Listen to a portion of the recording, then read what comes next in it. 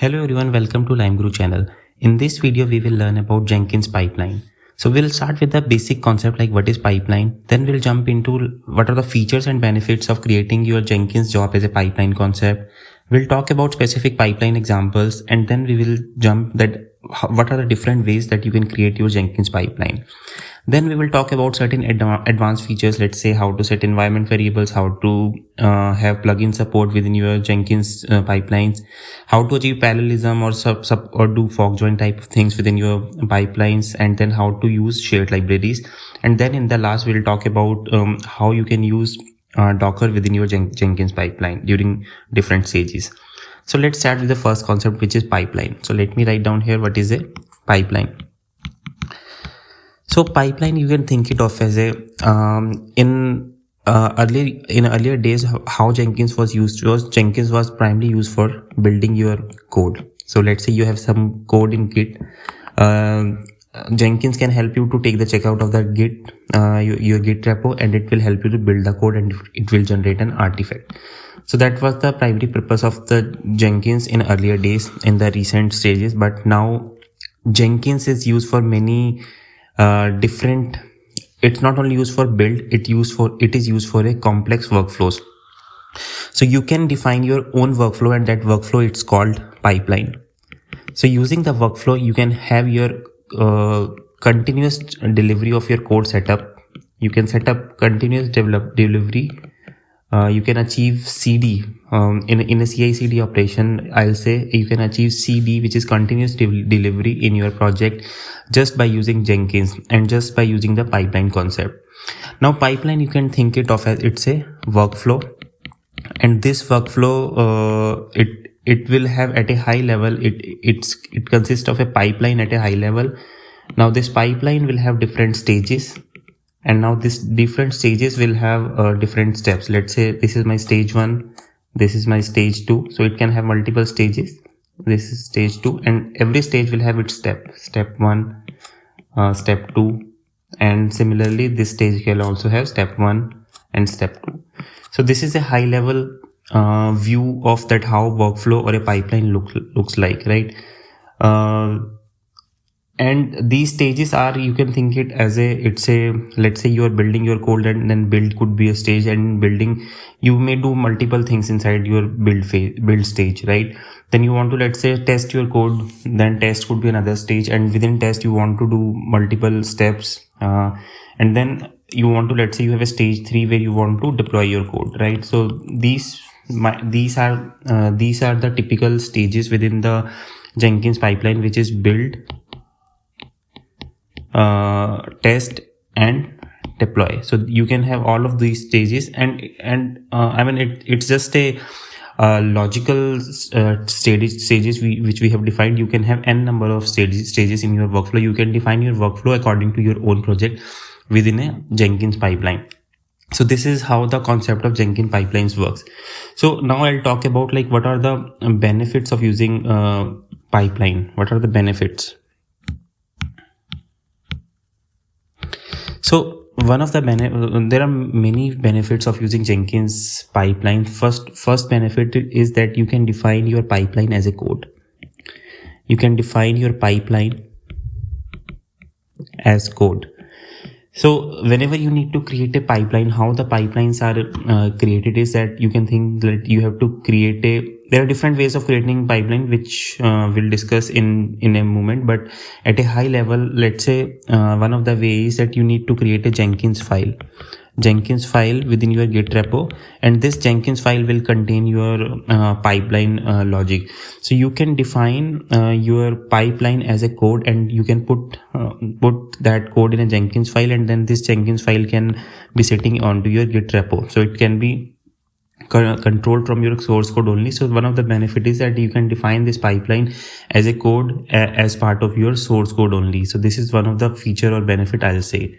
Second thing I want to talk about is, let's say this pipelines are durable. So what I mean by the durability, let's say if your server is going down, your Jenkins server is going down, and intermittently it's not working, then also these pipelines are durable. It will be able to auto recover themselves, and it will complete its operation automatically. So these are the durable pipelines, which is again a added feature of this Jenkins pipelines. Third thing is that it is pausable. So let's say you have defined multiple stages and multiple steps in your pipeline. You can pause and resume those pipelines at any stage. So that is again a good feature, that it gives you control to pause and resume your pipelines at any stage, because over time the pipelines can grow to any level of complexity, and you may need this requirement that you need to pause at some stage and you need to resume it at later point of time. So this is pretty much possible within Jenkins pipeline. Another feature or benefit is that these pipelines are versatile. So versatile, I means that you can create even a single pipeline also, where you just want to build your code, and you can create a complex workflows also, complex pipeline also, where you have to do, let's say, n number of steps, and those n number of steps are divided across let's say x number of stages. So you can have multiple stages and multiple steps within your pipeline, and that's why it's a versatile behavior which is given by the Jenkins pipeline. And these pipelines are quite extensible also. So you can have your own plugins, your own shared libraries embedded into the Jenkins pipeline, your own custom logic also you can embed, and you can use third-party extensions or third-party plugins which is readily available for to be readily used within Jenkins pipeline. So it's quite extensible, and there are a lot of extensions and plugins available to be used within your pipeline stages and steps. So that is also one of the good feature, that many things are already available which you can leverage in your pipeline. If not available, you can create your custom extension or plugin also. So these are some of the benefits and features of Jenkins pipeline. Now I'll talk about that how we can create a pipeline, or what are the different ways of creating a pipeline. So let me write down here ways of creating pipeline. So I just briefly touched upon one of the way, but here we'll talk in detail, like how we can create what are the different ways of creating a pipeline. Before we go into the different ways of creating a pipeline, we need to understand some details around the pipeline, which I'll just talk now. So whenever you have to create a pipeline, there are two ways of creating pipeline. First is the declarative way, and the second is the scripted way.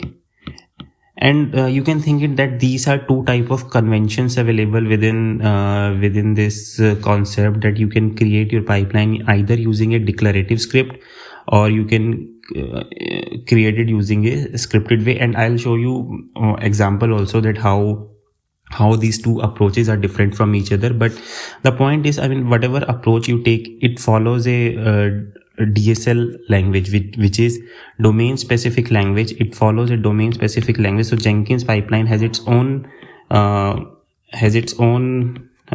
language, or I'll say it has its own syntax or convention which needs to be followed while creating your pipeline. And I'll show you that syntax, that how the syntax is different for declarative, and how the syntax is different for scripted. And I'll show you with an example. So let's go to the example first, and then we'll jump into the next concept, that how you can create those pipelines in different ways, right? So these are the two examples. So this first example is, which you see here on the left hand side, it's a declarative way, and this example on the right hand side, you see it's a scripted pipeline way. And how these two are different? So as I was saying, at a high level, we have a pipeline, and this pipeline can have stages, and every stage can have different steps. So this is the typical workflow that you will create. So here also you can see that here we have a pipeline. So this is my pipeline. Now these pipeline can have different stages. So this is, let's say, build stage. This is my test stage. This is my deploy stage. and every stage has steps. So you can see these are the steps. So this is a domain specific language specific for Jenkins file creation using the declarative approach, that you need to write your pipeline in this format only, in this index only.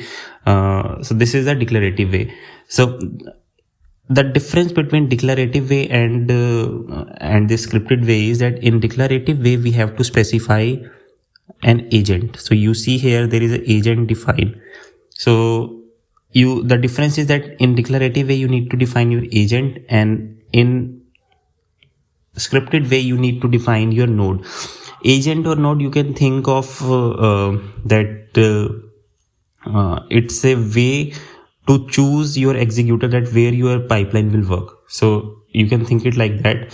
And in terms of functionality, agent, there is a difference in the behavior of a agent and node. For example, node, if you choose node, then node will have its own workflow, or node will have its own workflow folder where your execution will happen, right? So there are some underlying differences between agent and node, but just to going back to the difference between declarative and scripted pipeline, these are the two primary things which you need to take care. If you're using agent, if you have to use agent, then you'll have to go with the declarative pipeline. If you have to use the node, then you'll have to go with the scripted pipeline. But after that, most of the things are quite similar. Inside declarative also, you'll have to create stages and step, and in scripted pipeline also you'll have to create stages and steps. So in scripted also you will see there are stages.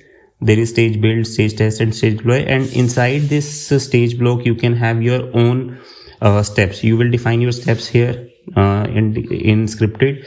For the build phase stage, for the test stage, you will define your steps here, and for the deploy stage, you will deploy your steps here. So that staging and stepping part remains the same. The only difference is choosing the agent versus the node approach. That is the difference between scripted and declarative pipeline. So this is just very simple example where I have shown it's not even an example. You can think it as it's a syntax that how you need to create your pipeline using declarative or scripted pipeline. Now moving back to that, what are the different ways of creating this pipeline? So this file, how you can create this file? What are the different ways to create this file? So the first way is that you can use. The first way is you can use Blue Ocean. Now Blue Ocean, you can think it's a UI based editor which can help you to create these files. Using a UI editor, you can create Jenkins file which you can use within your Jenkins job. This is one of the way. Second way is that you can create your these pipelines in the Jenkins UI itself. So Jenkins has its own portal. You can go to your job which you have created as a pipeline job, and on that pipeline job there is an option of snippet generator. So you can use that option in snippet generator, which will generate this Jenkins file for you within Jenkins UI itself. And the third option is that you can create your Jenkins file manually. You can put this Jenkins file in your Git repo, in your source code, and your Jenkins job, whatever your Jenkins job is. So whenever this Jenkins job will be pointing to this Git repo, so whenever you will trigger this Jenkins job, whenever this Jenkins job will be triggered, it is already pointing to a particular Git repo or your source code which already has a Jenkins file. So it will take that Jenkins file and it will run that Jenkins file as a pipeline. So let's say if you have defined different stages within your Jenkins file, so all of those things, whatever you have defined in your Jenkins file will be taken from your Git repo, and those would be executed as a pipeline within your Jenkins job. So these are the different ways of creating your pipeline, and out of all these ways, this third approach, which is having Jenkins file in your source code, is the recommended way. So that is the way which most of the organization and most of the teams within the organization uses. because there are a lot of added benefits of using this. Let's say if your pipeline is going to be complex over time, so you can have better control onto the file rather than generating it from UI or generating it from Jenkins job console or a UI console. I mean, this is a good option that you can define your own pipeline as a scripting language in a file, and then there are other benefits also, that you can version control your file, because you're checking it into Git. Git is a version control system, right? Whatever changes you are doing in this Jenkins file, those are going into Git, so you can track like how this Jenkins file has evolved. If you have to revert back to any older stage, you can do that just by using the Git versioning control system.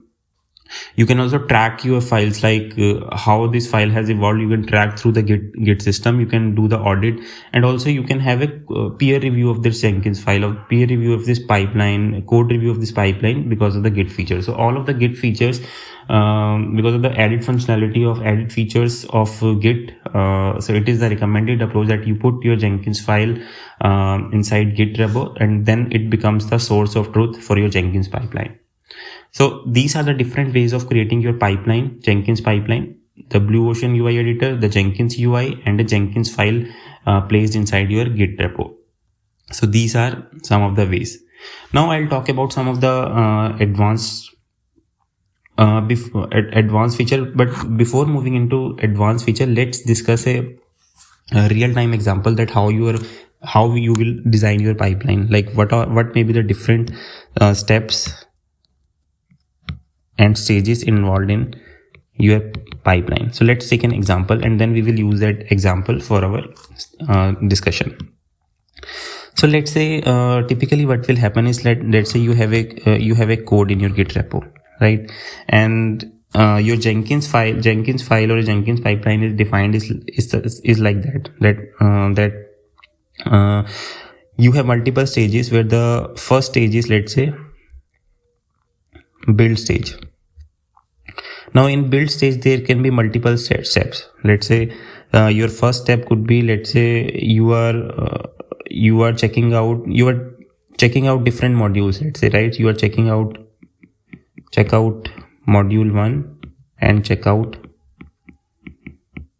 module 2, and then you will build different modules. Let's say build module 1 and build module 2. So these could be, let's say, different steps in your build phase, right? Now after that, let's say there is a test phase. And inside test phase, let's say you have again different number of steps. Let's say you are doing some unit testing, you are doing some, let's say, smoke testing, you are doing some integration testing, and let's say you are doing some end-to-end testing. And again, these are again different number of steps within your test stage. And then finally you will have a stage for deploy, where you will push your artifact to the relevant environment, whether it's a development environment or a staging environment or a production environment. So you will deploy your code. So in this typical example, what I'm trying to show here is, so these are my stages: build, test, and deploy. These are my stages, which is stage 1, stage 2, and stage 3, right? And these are my for stage 1, this is my step 1, this is my step 2, this is my step 3, and this is my step 4. For stage 2, this is my step 1, this is my step 2, step 3, and step 4. And stage 3, this is my step 1 and this is my step 2. So now if you have to define this in a Jenkins file, how you will do it is, let's say you are doing it in a let's say scripted way. So you will have a node. Inside the node you will have a stage. Let's say you will have a stage. Let's say first stage is build. Inside the build stage you will have multiple steps. So you will have step 1 as step 2, step 3, step 4. All of these steps you will have here in the build stage. Now you will have another stage, which is, let's say, test, and inside this test stage you will have again multiple steps, which is S1, S2, S3, S4, And similarly, you will have stage 3, which is for deployment, and stage 3 will have S1 and S2 only. So your typical workflow will look like this. And as I was just showing here also, so in this example also, I showed you that you have a build stage, you have a test stage and deploy stage. And inside the build stage steps, you will have at this point where number 3 is written. So you'll have 4 steps, let's say S1, S2 and S3 and S4, and these are specific for build. Similarly for test also, you will have S1, S2, S3, S4, and similarly for deploy you have S1 and S2. And same thing is applicable here also. In the scripted also, you will have S1, S2, S3, S4 here, S1, S2, S3, S4 here, and S1 and S2 here. So S1, S2, S3, S4 are my steps related to build. These are for test, unit testing, integration testing, smoke testing, end-to-end testing, and these are for deploy. So all of these steps you can have as a part of a workflow. And this is my typical workflow which most of the people will use to have stages across build, test, and deploy. This is how you will create a Jenkins pipeline. Now I think you have a fair idea of like how Jenkins pipelines works, how you need to define your Jenkins pipeline, and what pipeline consists of, which is stages and steps. Now we'll talk about advanced features in this Jenkins pipeline. So we'll talk in brief about the advanced feature, and first feature that I want to talk about is that environment variables. Now whenever you are running your pipelines, so Jenkins provides certain environment variables available to your pipeline, and those environment variables are, let's say, some of the environment variables are, let's say, build number, it could be your Jenkins URL, it could be your build name, build URL. So it could be there are certain basic environment variables which are available, which are related to the Jenkins job, let's say Jenkins job name.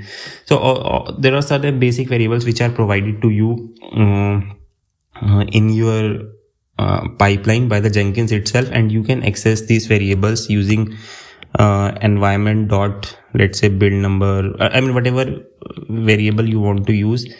You can use those variables using this environment prefix, environment.build number, environment.build URL. And this is just an example. There are a lot of other variables also available which you can refer from the documentation, but I wanted to give you a fair idea that this feature is available within Jenkins pipeline, that it provides you certain environment variables, and you can set your own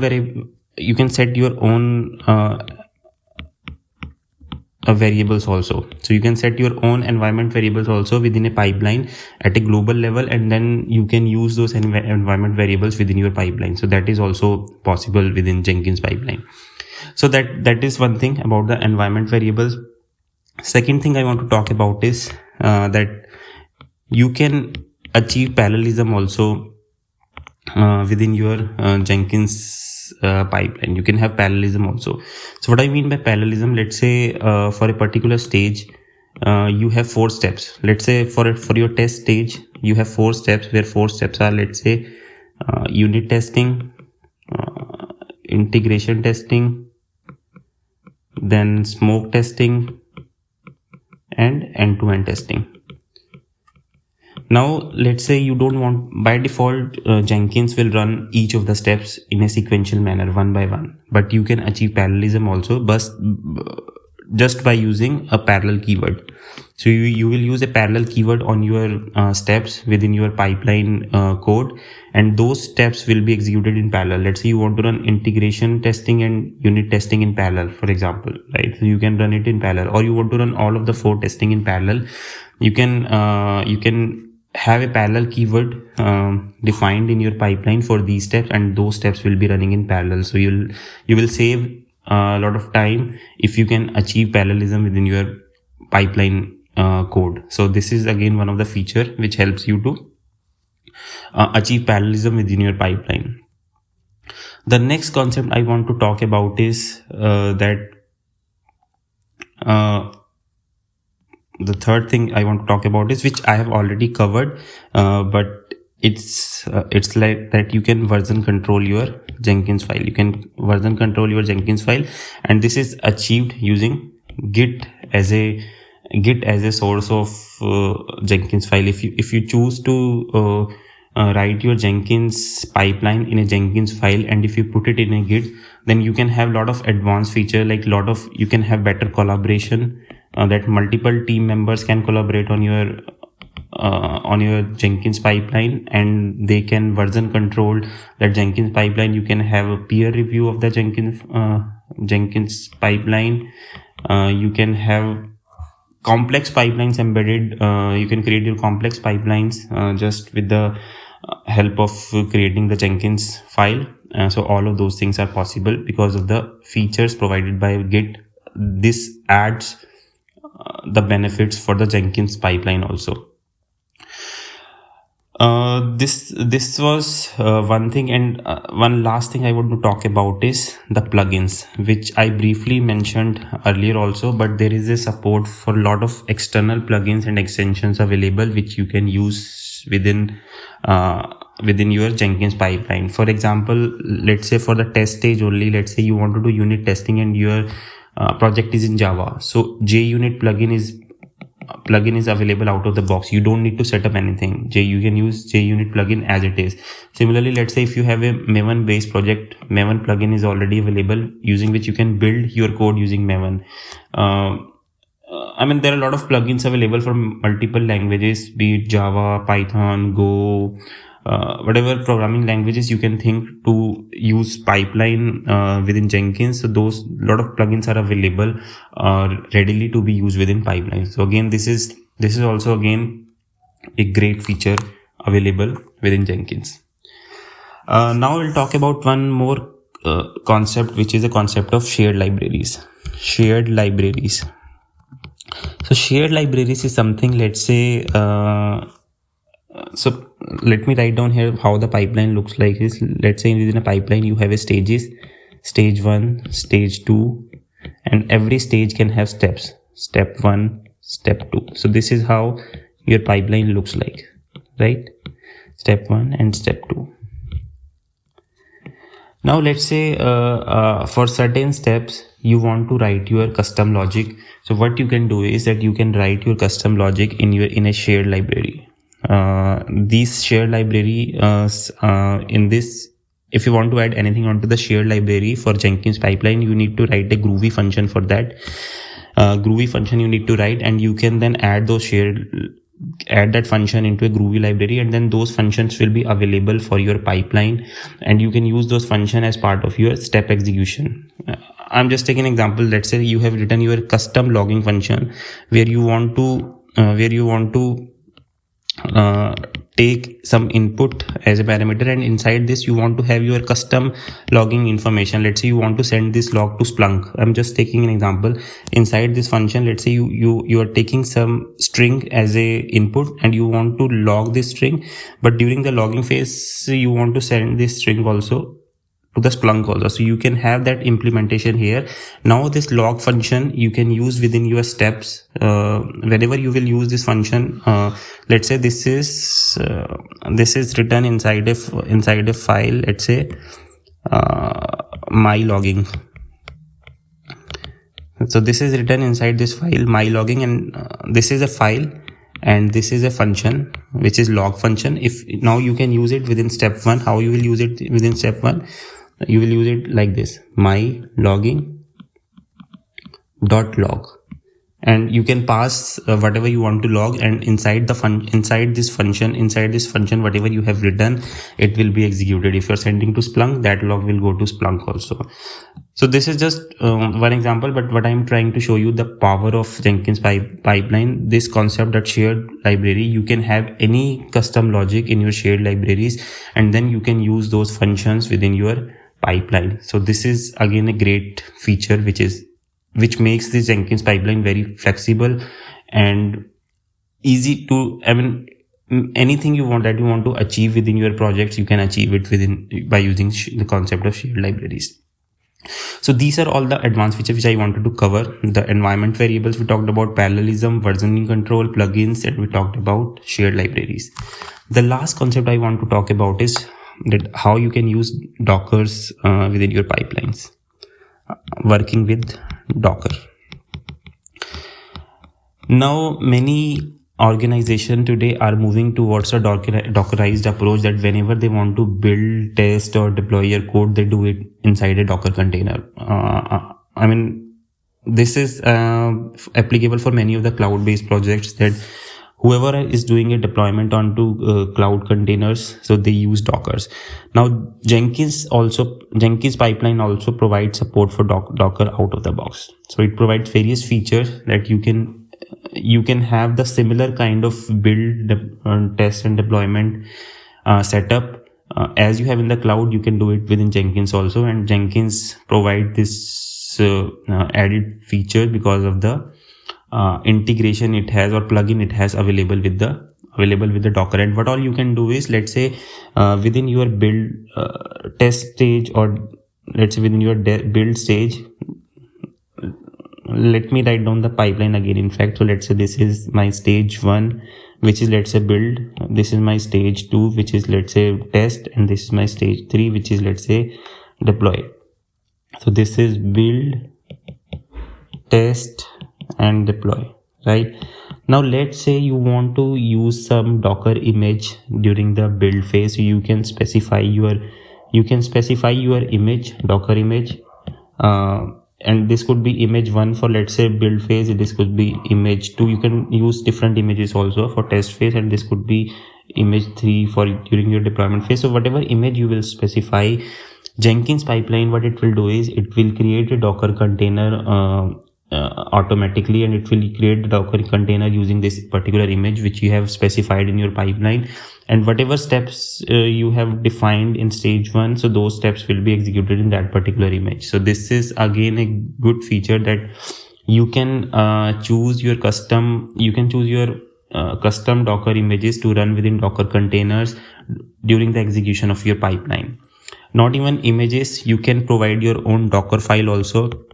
You can put, the way you have put the Jenkins file in the Git, similarly you can put Docker file also in the Git, and you can use these Docker files within your pipeline. And once you use Docker file within your pipeline, then Docker will create the Docker image automatically. It will create the Docker image automatically for the Docker file that you have supplied, and then it will use that Docker image to run those steps which are available in your stages. So again, Jenkins pipeline can help you create the containers and to run your pipeline inside the containers, either through Docker images. If you provide certain Docker image name, it will take the image from the Docker registry. Otherwise, you can provide Docker file also, which using which it will create the image on its own, and it will use that image to create the container. And for Docker registry also, either you can connect to Docker Hub, or you can also connect to your private Docker registry. So you can Jenkins pipeline can connect to both to get your Docker images. So this support is also available. So this is how Jenkins pipeline provides the support for Docker also. It's a seamless integration. You don't need to do anything. You just need to create your pipeline in a way that you need to specify that you want to use a Docker image or a Docker file to run particular steps within your stages. That's it. So these are all the features which I wanted to talk about Docker. Just a quick Docker and how you can use it in Jenkins. Just a quick recap of all the concepts within Jenkins pipeline. We started with the introduction to pipeline, where we talked about how you can configure your pipeline using stages and steps, and it's a way to do continuous delivery of your project. We talked about benefits in terms of the different features and the advantages it brings for you. Then we talked about some sample pipelines using declarative way and a scripted way, where we talked about that it follows a domain specific language where it has its own language, and this is the way how you can create your own pipeline either with a declarative way or with the scripted way. Then we talked about a sample pipeline where you will have typically build, test, and deploy stages, and it's not limited to these stages. You can have any number of stages which your project needs, and every stage can have different steps. Then we talked about certain advanced features in terms of environment variables, parallelism, versioning control, plugins, and shared libraries. And in the last, we talked about that how you can work with Dockers also within your Jenkins pipeline. That's all I wanted to cover about Jenkins pipelines. I hope you get the high level concept of Jenkins pipelines. It's a great feature to achieve continuous delivery within your CI/CD pipelines. If you like this video, please press the like button. Please share this video with others and do subscribe Line Guru channel to support us. Thank you very much.